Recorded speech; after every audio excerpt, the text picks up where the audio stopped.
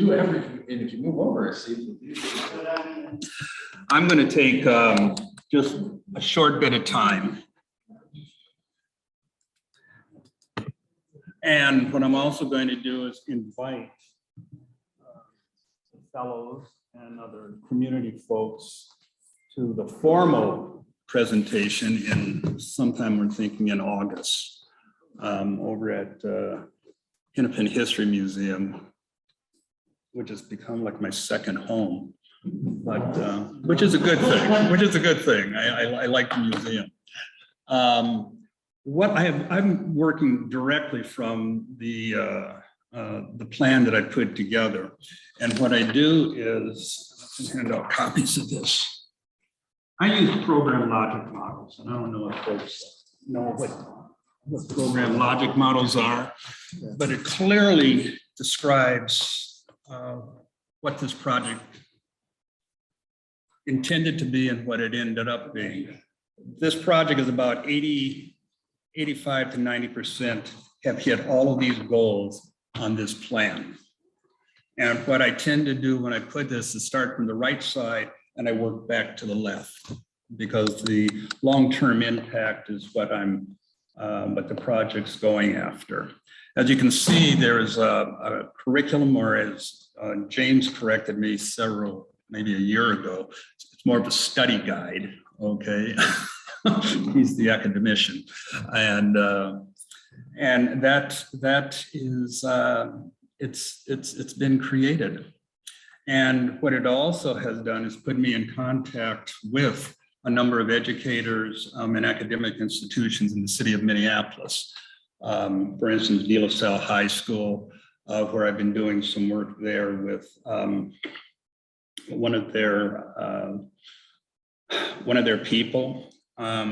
St. Olaf College, we've connected with a number of students from there, and Professor Tim Rainey at St. Olaf, who is in religious studies. And matter of fact, part of their folks were over at the Hennepin History Museum a little while ago.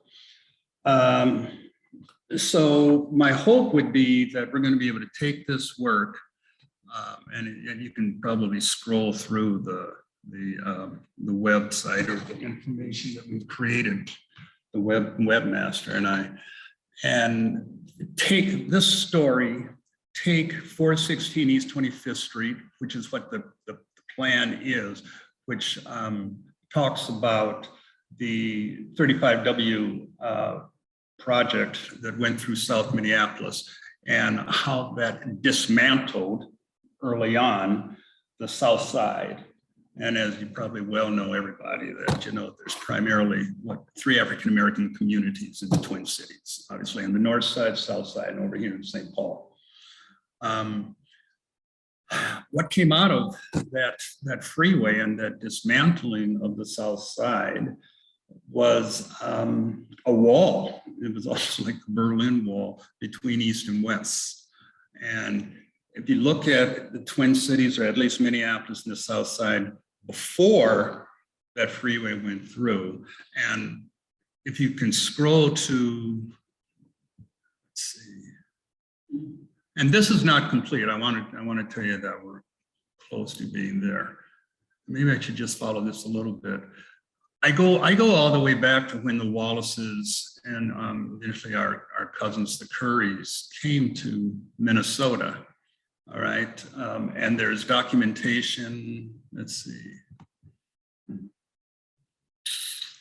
It's a map of the North Star Journey, and we call it the North Star Journey, obviously, because it's the North Star State. But that's what Harriet Tubman also said to all the folks that were leaving: look up to the sky and see the North Star.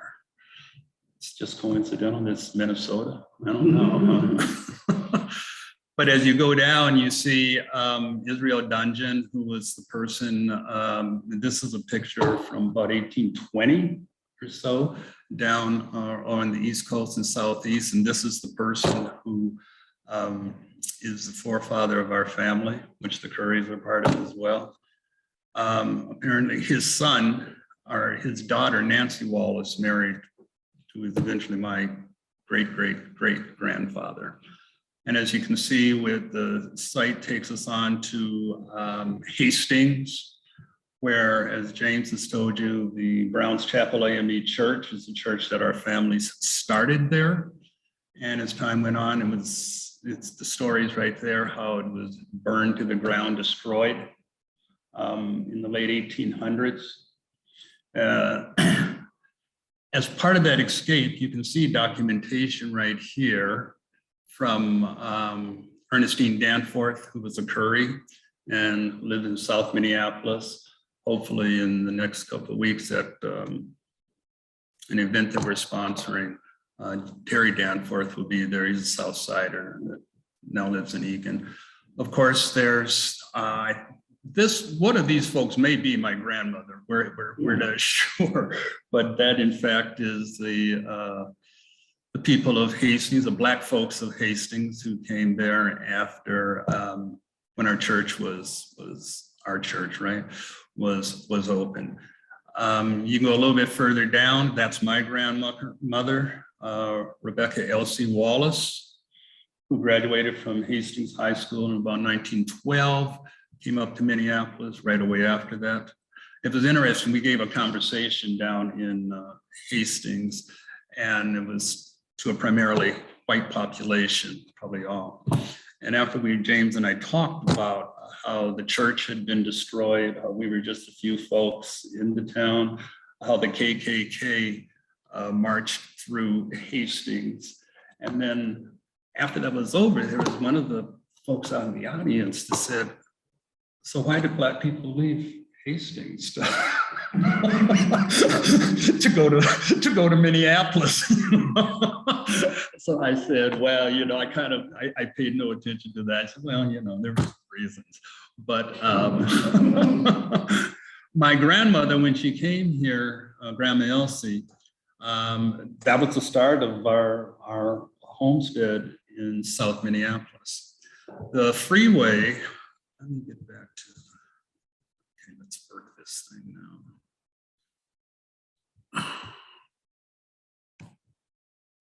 North Star, Southside Stories. This is what we're working on. This is in production right now. All right. This is South Minneapolis before the freeway went through. And then obviously as the freeway went through, what we've done is highlighted, there you can see, we've highlighted how different areas of the city, how it was affected. You notice we show them and then they disappear. And that's where the dismantling started. That first picture that you saw was 416 East 25th Street, which is where our big house was, our family's house, just south of Franklin Avenue. There 416, and that's a sketch of it, but they didn't have a picture of it, which actually is within walking distance of Hennepin History Museum. And when John and I first got together, we talked about that, and he went to his map and showed little things like that. And as a kid, I remember going across 4th Avenue, up the hill over by Fair Oaks, and seeing the Hennepin History Museum.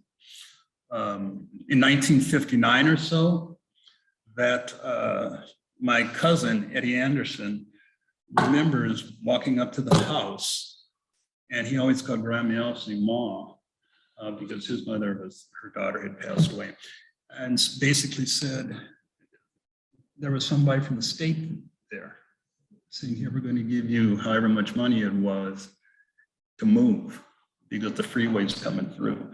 Every time that I drive down 35, I sometimes feel like I'm driving through my living room.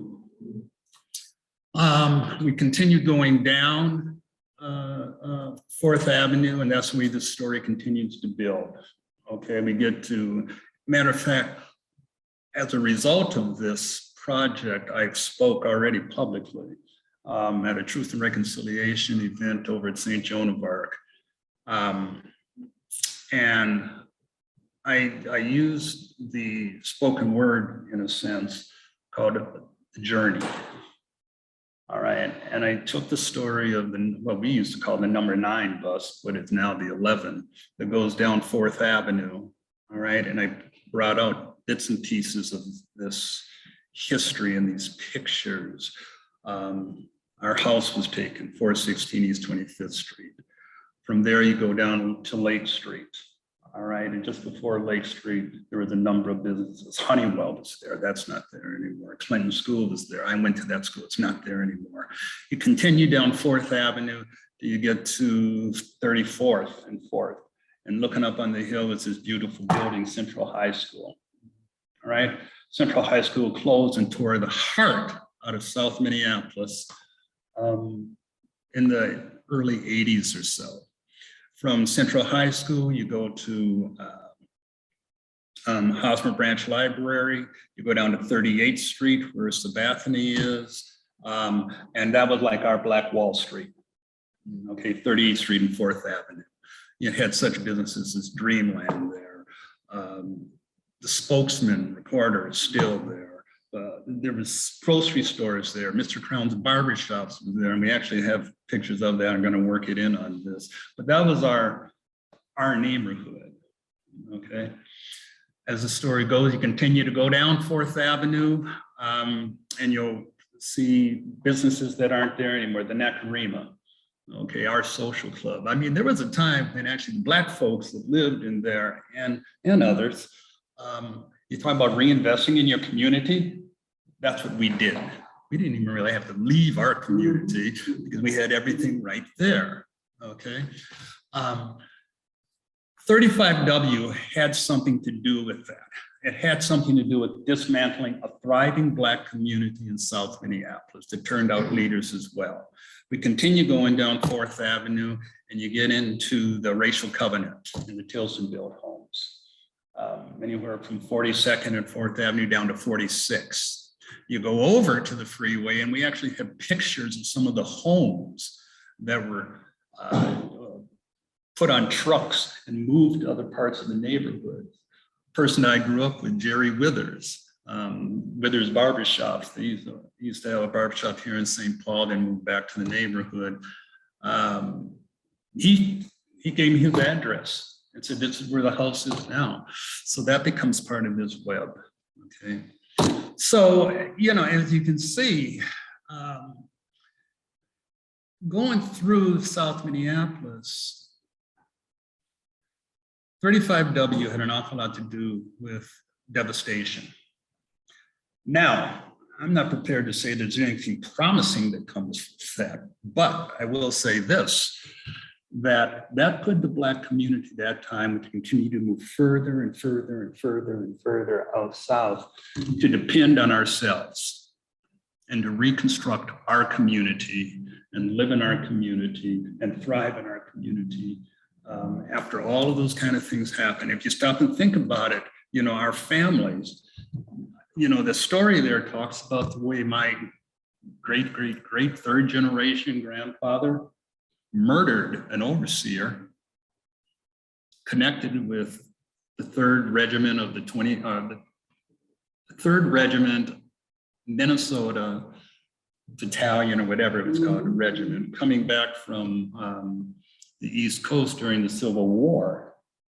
So after he had murdered this overseer, he hooked up with the Civil War troops, came into Hastings. We started living there. Our church was burned there. KKK was burned there. We came up to Minneapolis. Devastation of 35W, but we kept on and kept on and kept on. So one of the themes of this whole research is about the resilience of a people. Okay, you got to keep on keeping on. And then the other piece that's going to come out of this is, and I'm using the term reconstruction because that's basically what we've done. If you go over to the, you know, over to the museum, upstairs, you'll see where there's an actual, at the Hale Field pairing, they actually use the terminology of the Mason-Dixon line. Because once you went further than the Mississippi Creek, Mississippi Minnehaha Creek at 50th, a lot of white folks lived on that side, but we were still populated Black folks on the north side of that. Okay, so I thought that was really cool the way that they did that, John. So this is what's developing. Paul Patton, who's my web designer and just, he's a great person. We are projecting and figuring out that this is probably going to be done within the next couple of weeks. And our formal presentation of this will be in August over at the museum. And we hope to, have some food there and make an event pretty much like what you had down in Red Wing, James. And and the piece is, if you check Netflix out, they have a documentary in there, four series documentary about African-American food and its roots and the impact that that's had on our community, okay? So I hope that whenever we do some kind of presentation or whenever this, I'm always gonna have some jambalaya or gumbo or something. All right, we can work that out. We can work that out. We had an awesome event last month for the catered by Minto. Oh, really? Well, there you go. To let you know, because of this project, which obviously I've become very passionate about and get very emotional about, because we're talking about my life, and I let you know I still live in the hood. I still live in the neighborhood over on 35th and 4th. All right, which one of my family's home. My family owned property way back when, and I live in my family's home. So it takes me about 2 minutes to get down to the museum from there. What's going to come out of this? The education piece, this web piece. What else is on my plan here that we've hit? Oh, and connecting with city agencies. I don't want to get too far ahead of myself, but we're meeting and we have met with Angela Jenkins, our city council person. I've met with the ED at Sabathia Community Center because we think that this should be a partnership. And I've met with some of the other brothers in the neighborhood. You'll notice on here, brothers, sisters, for instance, Anthony Scott with Scott Publishing Company, and they have 2 books out about Black folks in Minneapolis and Black folks in South Minneapolis. And all of the conversation I've had, and even with Art Erickson, and if you go up to Lake Street and 4th Avenue, Art is like the developer of that whole neighborhood. He started Urban Ventures. He was a pastor over at Park Avenue United Methodist. He's been in there, he's a man 80 years old. He's been there since the 30s, 40s in Minneapolis, came up from Chicago. But the point that I'm trying to make is through all these collaborations, we're building a lot of support for some sort of designation of that area around 38th Street, 4th Avenue, and maybe spotlighted with historical markers. We don't know where that is right now, but we're having some conversation. We have one in a couple of weeks where we can get the city on board with that. We can get residents in South Minneapolis. We can just different organizations and maybe have a series of historical markers. And I'm thinking even John with like a map so that we have walking tours, because one of the people that I spoke with, Louis Moore, down there, we just spoke the other day and I recorded his piece. He and I did walking tours with Elizabeth Glynn, city council person in the past. So why not re-up that?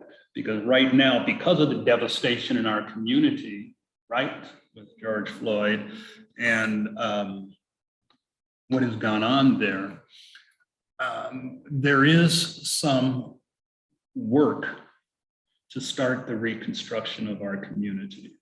And if you look at 38th Street, what it used to be and what it is now, it's pitiful. And that was our place. So we're thinking, the city has talked about designating 38th Street in that area as a cultural corridor. And so we're trying to see if there's a way that we can wrap in those historical markers or something as part of the corridor. So, and just to let you know, in terms of other outreach, building off of this, I have had recent contacts with several news organizations, actually, local Fox, not nationwide Fox, with WCCO. And I've also been in conversation with Daniel Bergen, again, with TTT, and looking at the way we can craft this into maybe a documentary.